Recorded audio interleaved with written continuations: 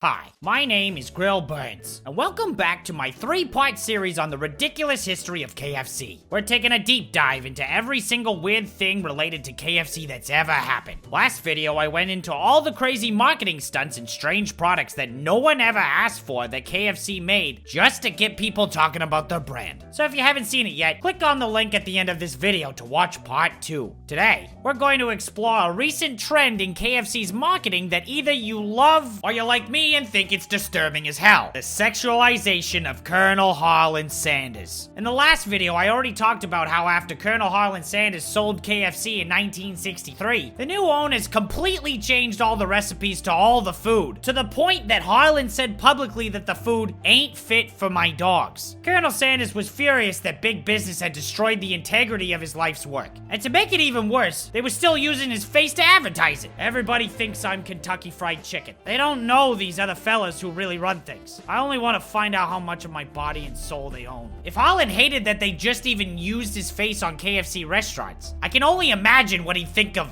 this. Yeah, I'm pretty confident he'd think it was up. May 2017, KFC released a romance novella starring Harlan Sanders, titled Tender Wings of Desire. Hey, what's that? You want me to give you a detailed synopsis of Tender Wings of Desire? I don't know why you would want that. This book is absolute garbage, and we're not talking about the so bad it's good kind of garbage either. No, it's so bad that it's bad. But you know me, I give the people what they want. And honestly, I just need to feel like I didn't lose all those brain cells reading 96 pages of utter crap for nothing. So, here we go. Our main character is Madeline, a young lady whose defining characteristics are hating embroidery, being absolutely ripe for marriage, and is described as having a fine wit, despite never once having one witty thing to say in the whole stupid story. She has a mother, father, sister, and a brother, but those characters are so insignificant to the overall lackluster storyline that I'm not going to spend any time on them. The book never once says where this story is set, but since Madeline has been to London, and there's a bunch of lords and ladies and the like in this lousy excuse for literature, so I think it's pretty safe to assume they're in England. So anyways, Madeline is set up to be engaged to Reginald Lewis, the Duke of Sainsbury, which, you know, sounds like it could be a real place in real life, but the only Sainsbury I could find was England's second largest grocery chain. But guess what, guys? Madeline doesn't want to marry Duke's supermarket because she doesn't love him, as if attaining money and power isn't the whole point of anything. So the night before the wedding, she just dipsets out of there on Persephone the horse, and eventually finds herself at a seaside tavern in a town named Missel Thrush by the Sea. Missel Thrush, in case you're wondering, being the name of a very boring brown bird. Madeline asks the red-headed barkeep Kiva, which, by the way, is spelled like this, because that makes sense, to give her work and a place to sleep. Kiva talks to her boss, who says yes, and tells Kiva to share her own room with this complete stranger, which doesn't seem like the best workplace safety practice in my books. Anyways, on the first night of Madeline's new job, she meets a guy who was tall, dressed like a sailor with a striped linen shirt and woolen peacoat crusted with sea salt. He leaned on the bar, his eyes looking into hers and liking what he saw. And he instantly starts aggressively hitting on Madeline. Well, you are certainly a breath of fresh air. How old are you, lass? Old enough. You better behave. On the contrary, I think behaving is the last thing I want to do with her. Despite him being a creepy old sleaze bucket, Madeline falls madly in love with Harlan at first sight. But then Harlan doesn't come back to the bar until like 2 weeks later, when he's just creepily waiting outside the tavern for her as she leaves work. Madeline, I've been looking for you everywhere. No, you haven't. You haven't been in 2 weeks. So, you've been counting. Anyways, so then they go on a walk so they can go snog on the docks. Then Madeline asks, would you like to come back to my room with me? Yes. He's so old! After Harlan leaves on his walk of shame the next morning, Madeline finds a secret letter from Harlan's brother asking Harlan to come home because his mother is deathly sick. She also finds out in the letter that Harlan is a colonel and that he's the king of an empire that he built with his bare hands. That empire being a restaurant chain, which we all know sells finger-licking good fried chicken, but believe it or not, nowhere in this promotional romance novella made by a fried chicken restaurant does it even once mention chicken. Nowhere. Also, it turns out that when his dad died 2 years back, he apparently found the nearest boat and left his multi-million-dollar business and his sickly mother behind to become a sailor. But oh no, poor Madeline hates the prospect of marrying rich. What? But Holland assures her, I would burn everything to the ground if it meant that you would still love me as much as you did when you thought I was a simple sailor. Jeez, Colonel, do you think that's a little dramatic? But it works, and then they make out. The story skips to about 3 months later. Holland and Madeline are on a boat to go be rich in America. Wow, happily ever afters all around. I hope you guys learned something today. That as long as you're the kind of asshole that abandons your fiancé without a word the night before the wedding, then you too could find a crusty old sailor to make out with. June 2018. June 2018. TV soap opera General Hospital airs an episode where some lady invites her friend over to catch up over a bucket of product placement. And then next thing you know, guess who knocks on the door? It's spray-tanned Colonel Sanders. He sits down with a glass of sweet tea and tells them all about how a secret organization called the Syndicate hacked into the KFC mainframe. Hack into the KFC mainframe with plans to steal my secret recipe. And in the process, they set some destruct sequence that would have him killed. Fortunately, I picked up just enough of it to disarm the destruct sequence. The Syndicate was going to kill you for a chicken recipe? Secret recipe. But now, because the syndicates are still in hot pursuit, he asks these two idiots to hide the secret recipe for him. So they just go and put it in a hollowed out book. And then he leaves and never comes back for it. So as far as I'm concerned, General Hospital Colonel Sanders is dead now, and there's nothing you can say to change my mind. April 2019. KFC got 10 Chippendale strippers to dress up in Colonel Sanders neckties and do a little dance for Mother's Day. And I got a few problems with this video. Starting with this. Oh, howdy, Mom. If someone is sending this to their mom, what's the message? Happy Mother's Day, Mom. Sorry I couldn't be there to take off my shirt for you in person, but here's some Holland harlots to do it for me. I love you, Mom.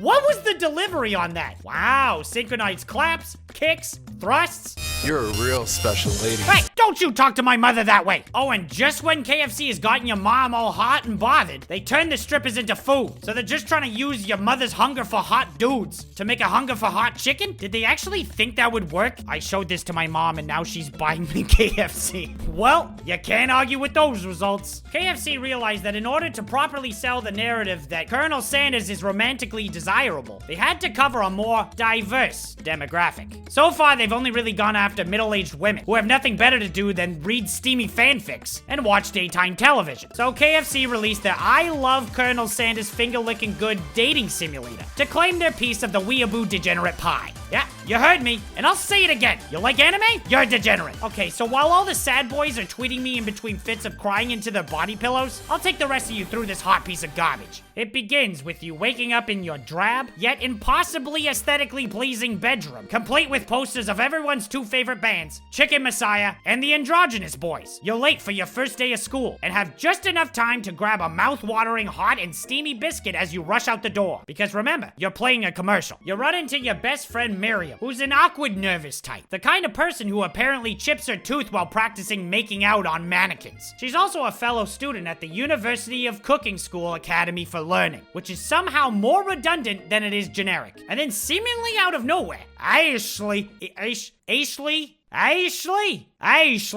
Yeah, that's right. So, Ashley, who is so evil that the game tells you she's evil, barges into the conversation to make fun of your shins. And if you weren't self-conscious enough already, here comes Van the Man-Man, who, as the name suggests, is twice the man you'll ever be. Holy crap, is that a Starhawk? You run away from the two people who are clearly better than you, and into the classroom where your new teacher is trying to quiet down the class. Yep, your new teacher is a corgi. And yes, his name is Sprinkles. And yes, he is adorable and fluffy, but he still demands your respect. Suddenly, as if a very important character is about to be introduced, a cherry blossom breeze rushes through the classroom as Colonel Sanders walks in. You're so overwhelmed by his hotness that you get obscenely sweaty. So sweaty that everyone notices, and Ashley and Van the Man-Man destroy you with clever insults, such as sweaty sweats a lot and faucet pits. Because don't forget, they're better than you, and you should feel bad about it. And honestly, forget I Love You Colonel Sanders, a finger-licking good dating simulator. I want to play I Love You Van Van the Man Man, a very manly dating simulator. Starhawk. Anyways, after a pop quiz consisting of very difficult questions such as, is Sprinkles a good boy? You go to the cafeteria for lunch, where Colonel Sanders offers to share some of his bucket of chicken with you. You take a bite of a chicken leg, and it's so finger-licking good that it transports you to another dimension, where you're given 3 choices of which I chose. Swim towards the light, because, you know, I thought that sounded nice. And then this happens. The flavors are so intense that I become wrapped up in them. Unable to resist, I reach towards the light. It grabs my hand and pulls me closer, closer, until my fingertip connects with the end of everything. I am forever lost in the land of tender fried chicken bliss. My mind dissolves. There is no grill now. There is only herbs and spices. Though Miriam tries to revive me, she cannot. And then you're dead. That's it. Game over, the chicken kills you. And yeah, sure, I guess I could try again and attempt to make it through the supposed multiple hours of gameplay. But when the only gameplay consists of reading, I think I'll pass, thanks. And if for some reason you want to know how to successfully seduce Colonel Sanders, then go play it on Steam for free on your own time, you degenerate. Okay, so first we had the manga, then the anime. What's next? The live-action adaptation? Yup. December 2020. KFC released A Recipe for Seduction, a real 16-minute long mini-movie made by the Lifetime channel. There's been a number of YouTubers who have already gone over the plot of this movie pretty in depth, and this video is already getting unreasonably long given the subject matter, so I'm just gonna give you the main plot points. Alright, here we go. Boy loves girl. Girl hates boy. Mom's pissed. Mom hires Colonel as a chef. Girl meets Colonel. Girl loves Colonel after having like a 2-minute conversation with him. Boy calls Colonel a crouton. Beat it, crouton. Don't call me crouton. Mom has affair with boy. Friend of girl sees all. Boy tries to pay Colonel to leave town. Mom kills friend. Colonel confronts girl. Girl eats Colonel's face. Mom sees all. Boy kidnaps Colonel. Don't worry, friend's alive. Friend kills boy. Girl kills mom. Colonel marries girl. Boy and mom are thrown into the nut house. The end. And that's all, folks. That's everything weird that's ever happened with KFC as of February 2021. I swear. So, thanks for coming on this weird-ass journey with me. Let me know in the comments below if there's any other weird deep dive series you want me to go on. But I am never doing another video on KFC ever again. God, I'm so done. Unless KFC decides to sponsor me. But before I go, let's see what's on the Twitters today, shall we? Hey, Grill, a question. Is there any anime you actually enjoy/like to watch? Yes. Only one. King of the Hill. Is a hot dog a sandwich? No, that's stupid.